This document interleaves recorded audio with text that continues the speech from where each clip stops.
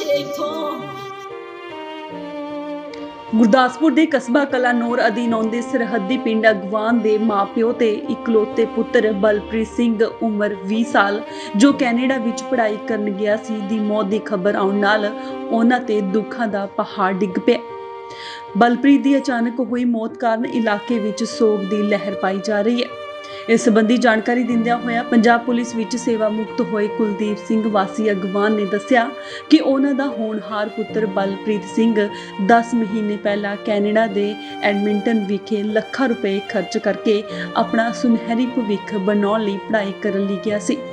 उन्होंने ने दस्सिया कि ऐतवार बलप्रीत के दोस्त महकप्रीत सिंह वासी कलानौर का कैनेडा तो फोन आया तो दस्सिया कि बलप्रीत सिंह जो अपने साथियों समेत बस से सवार होकर फिल्म वेखण जा रहे सी कि इस दौरान उसनू दिल का दौरा पै गया और उसकी मौत हो गई।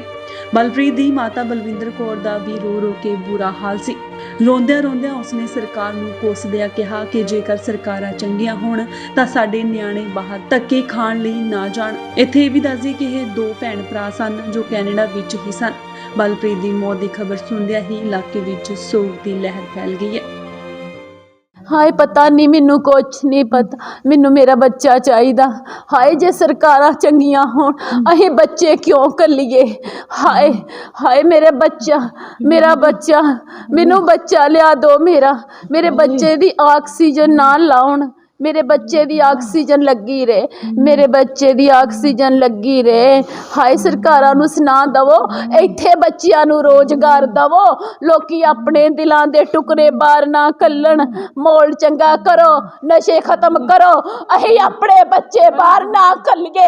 साडे हीरे बच्चे, साडे इंटैलीजेंट बच्चे, फर्स्ट पोजीशन मेरा बच्चा, 96% मेरे बच्चे दे 10वीं चो मार्क्स आए CBSE बोर्ड चो।